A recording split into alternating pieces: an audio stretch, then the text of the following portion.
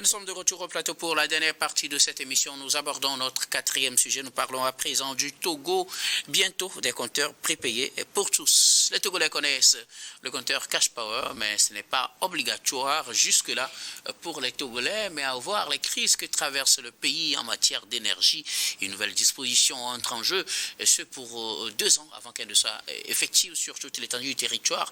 Nous devrons tous nous y faire maintenant avec les compteurs Cash Power pour laisser les compteurs post-payés. Donc ce sera désormais des compteurs prépayés pour tout le monde. Peut-être cela permettra de contrôler les consommations et que chacun paye pour ce qu'il a consommé. Nous en parlons avec nos invités. Vous le savez, pour le quatrième sujet, la parole est à qui veut la prendre en premier pour ses observations. La parole est à vous, très chers invités. Samir veut commencer.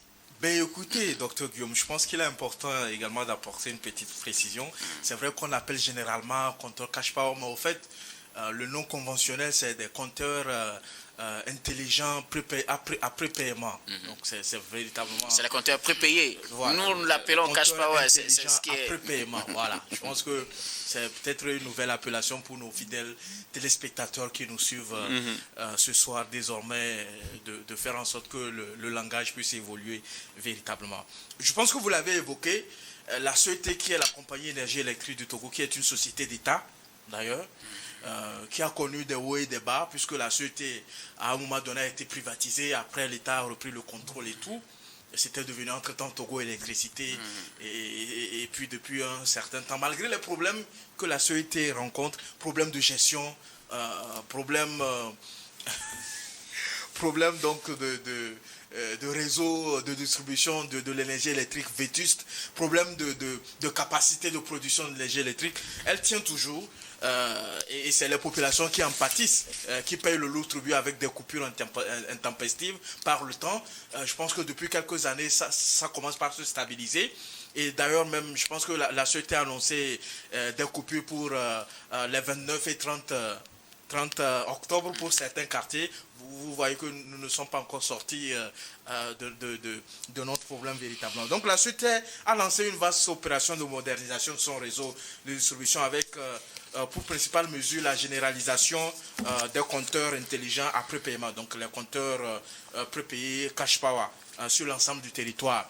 Pourquoi généraliser? Parce qu'à un moment donné, la SOET avait introduit déjà dans le circuit ces compteurs-là, sauf que ce n'était pas généralisé, mais tous les nouveaux branchements qui ont eu lieu ont été faits sur la base donc, des compteurs prépayés, cash power.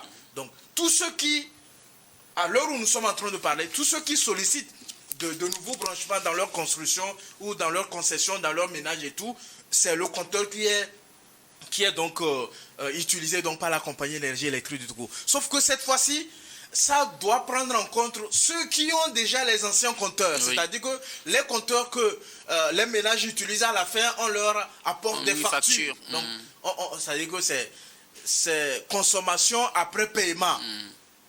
C'est paiement après consommation. Donc, consommation après... Et puis après il y a paiement. Payes, voilà. Consommation après paiement. Sauf que cette fois-ci, tu payes même avant de consommer. Excusez-moi. Donc, je pense que c'est l'intérêt donc de cette mesure-là, quoique les premiers responsables de la SOET ont annoncé que cette mesure concerne les particuliers et les administrations. Je pense que c'est une bonne chose pour une première fois parce que l'introduction de ce modèle de compteur n'avait pas touché donc les administrations. C'est-à-dire, quand je parle d'administration, on parle des écoles, on parle des directions, on parle des sociétés d'État, on parle des institutions, on parle de tout ce qui concerne donc l'État, où il y a des branchements de la compagnie énergie électrique du Togo, parce qu'ils ont estimé que il y a des branchements illicites, il y a des manipulations frauduleuses des anciens compteurs, il y a des factures impayées.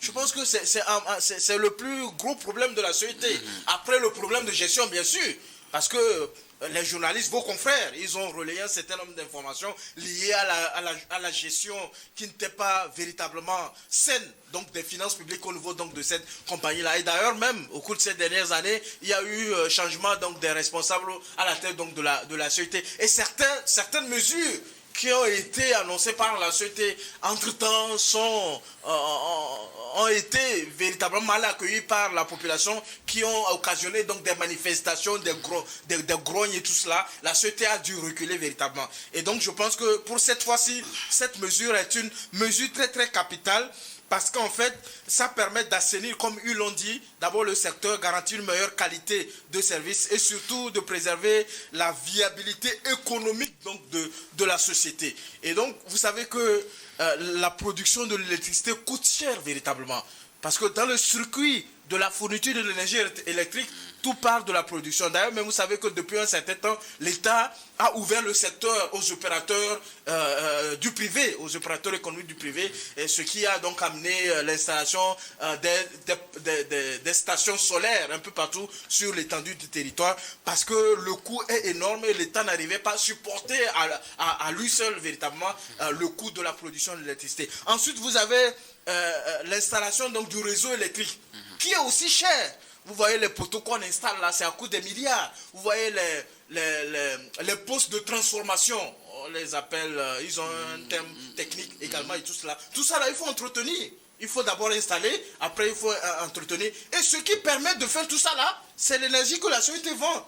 La société produit une partie, la société va chercher ça ailleurs véritablement. Et par le passé, vous savez que certains de vos collègues aussi ont avancé des idées liées à des factures impayées de la société vis-à-vis du Ghana, vis-à-vis de la Côte d'Ivoire et tout cela. Donc je pense que c'est une bonne chose.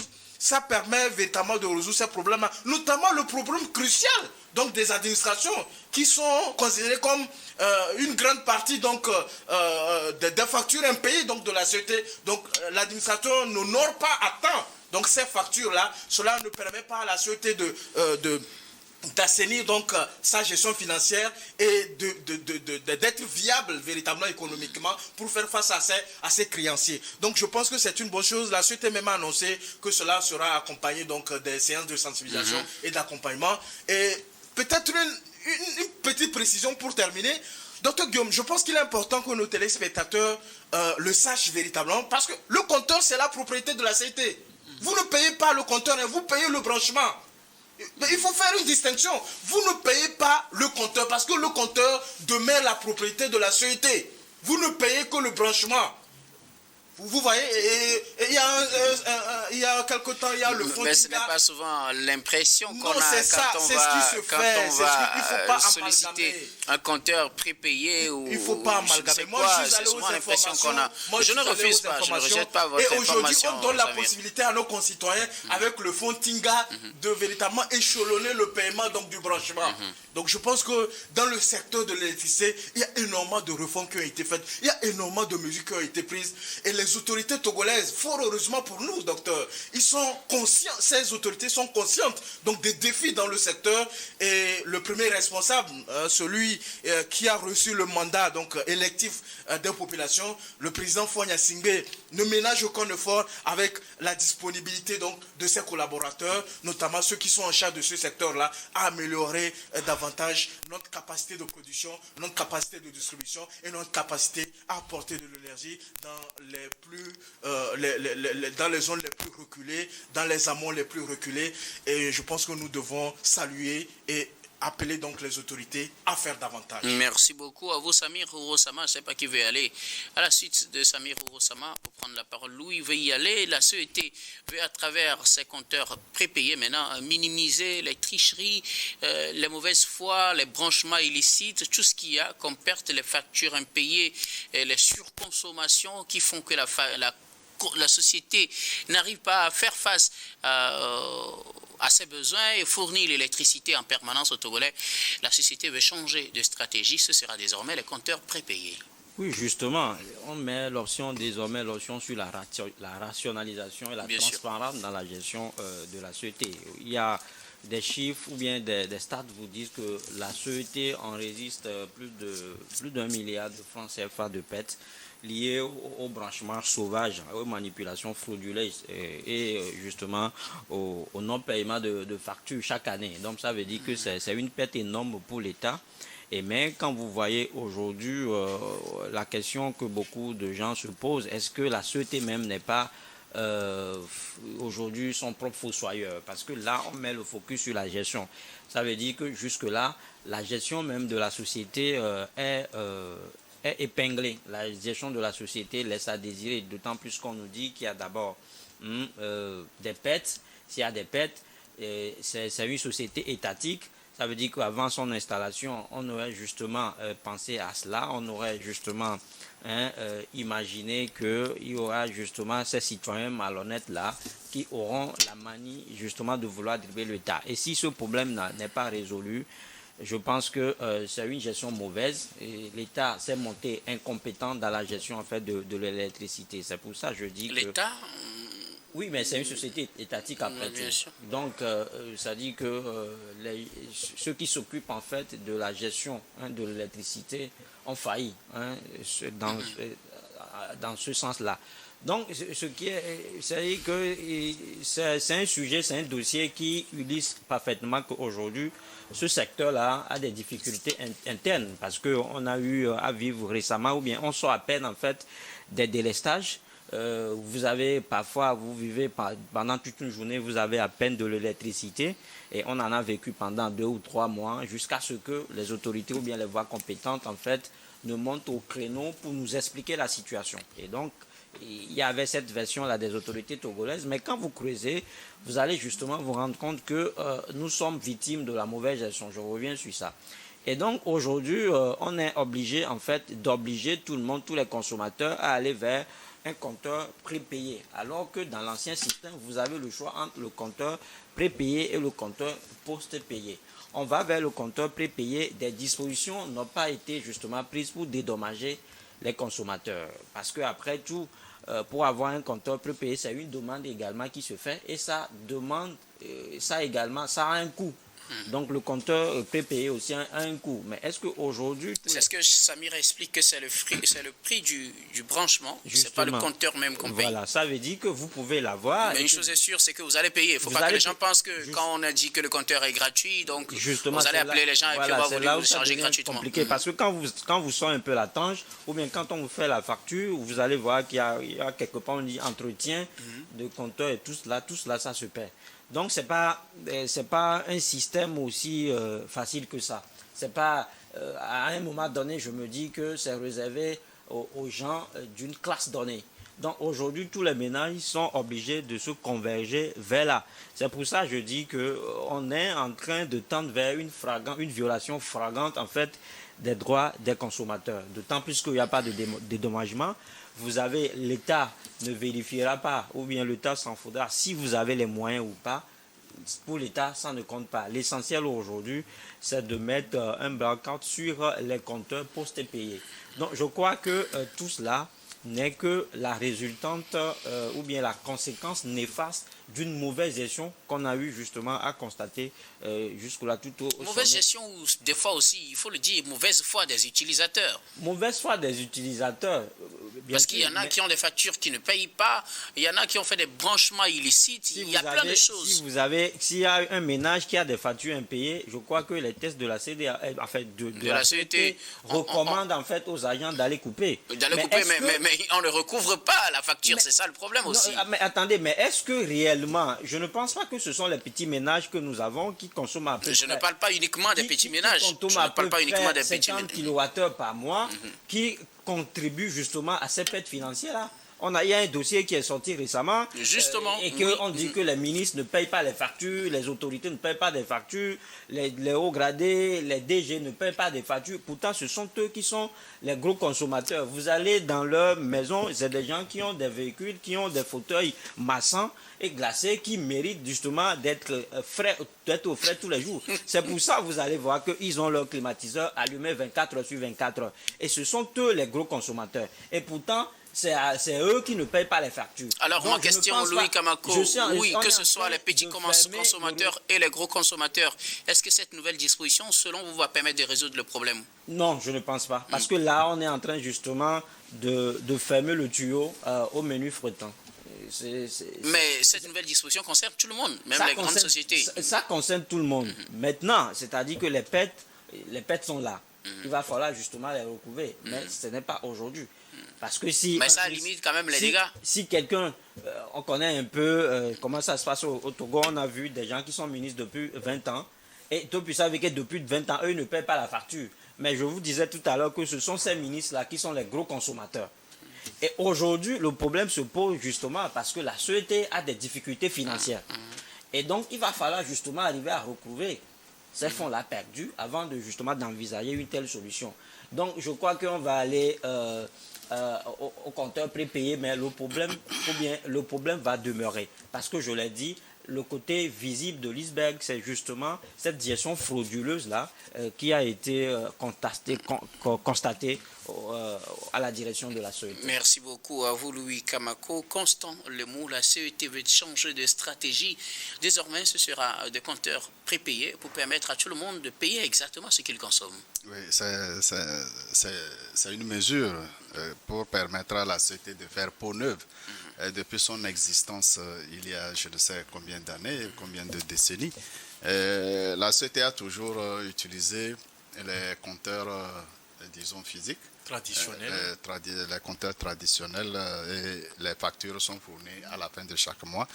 Mais depuis près de 5 ans ou plus, les compteurs prépayés sont progressivement introduits dans les ménages. Et rappelons cette mesure sociale qui concernait justement les ménages qui utilisent les compteurs prépayés pour les encourager, pour encourager les autres à emboîter le pas. Mais cela résout fondamentalement justement ce problème d'absence de paiement de factures. Cela va créer, je pense, plus de recettes pour l'entreprise, moins de charges.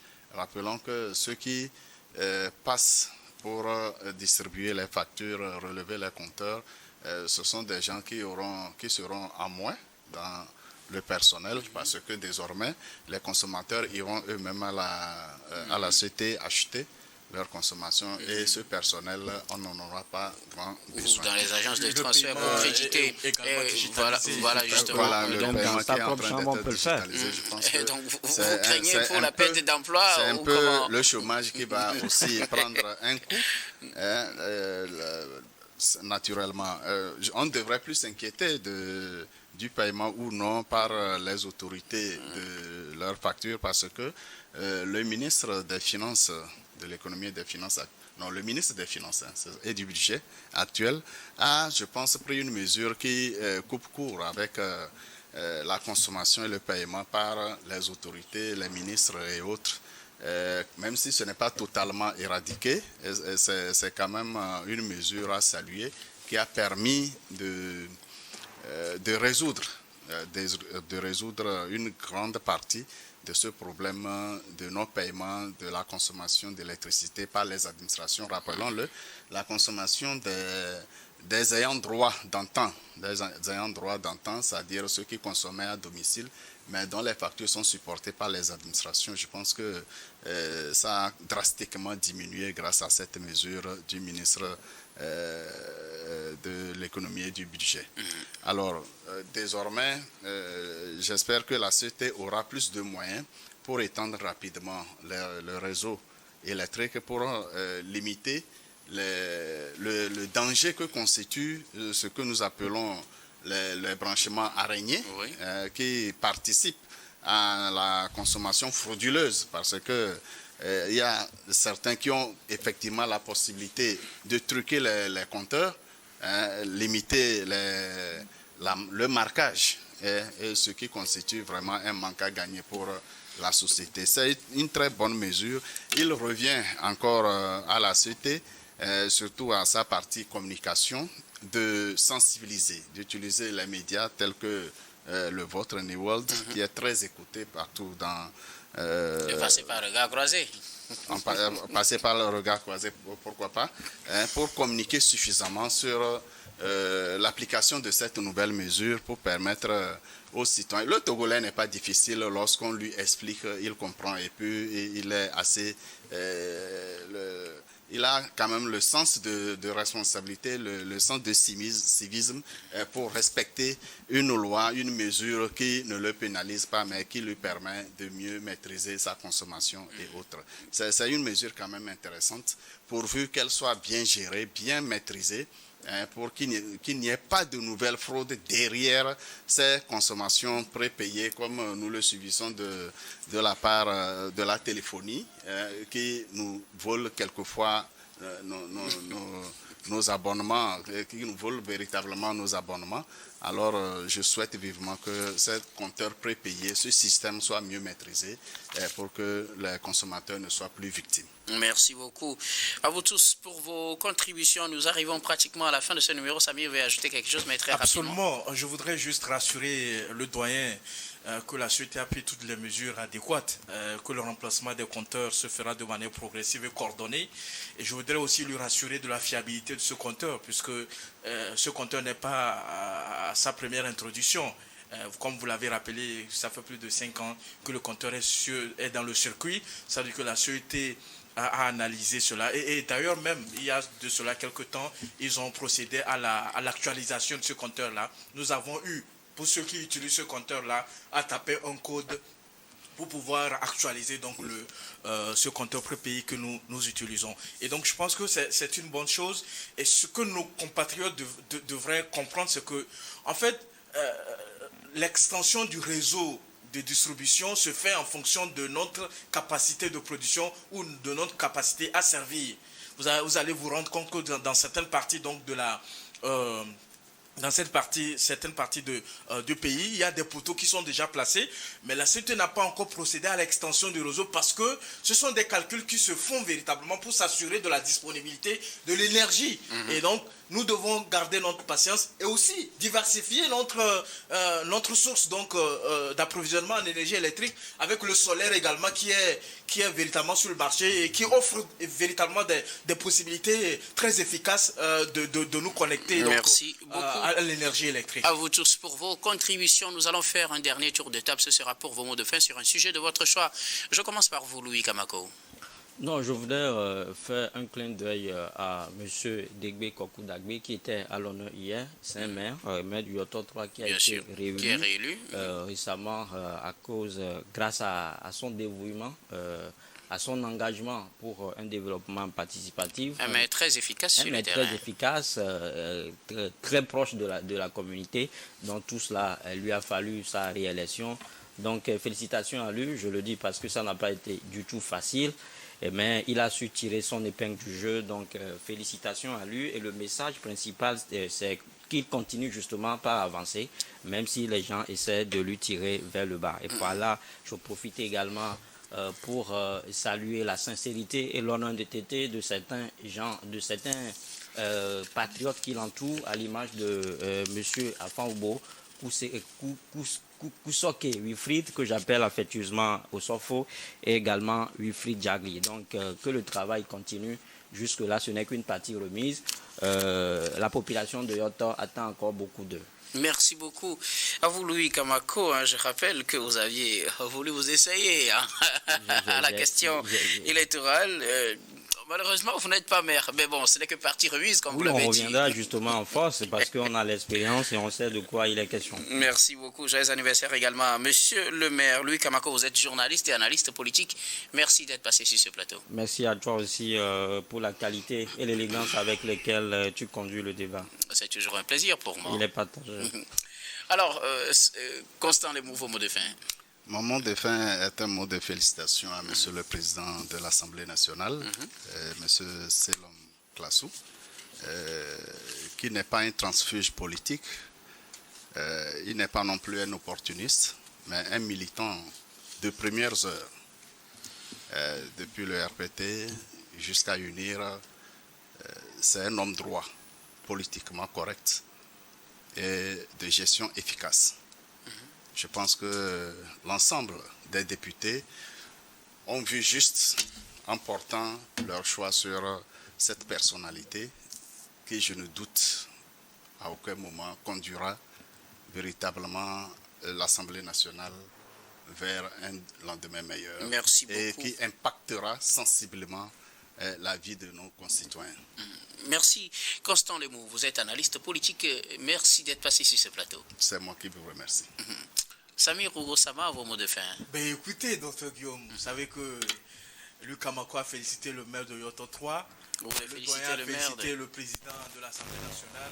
Si moi j'ai un mot à leur endroit, c'est Vous allez me féliciter, moi. qu'ils puissent m'inviter à ce que je découvre toutes leurs vertus qui sont racontées autour de leur personne. Je me ferai l'honneur En tant que président de l'ICJB, analyste politique. Je me ferai l'honneur donc de répondre à leur invitation et puis leur découvrir davantage. Peut-être que la prochaine fois, moi aussi, je tiendrai de tels mots à leur égard véritable. Écoutez, docteur Guillaume, je voudrais vous adresser mes félicitations pour avoir conduit le débat à terme avec magistria. Merci beaucoup. En bon maître d'orchestre, vous avez su réguler les échanges avec professionnalisme et maîtrise des sujets abordés. Attends, c'était préparé avant.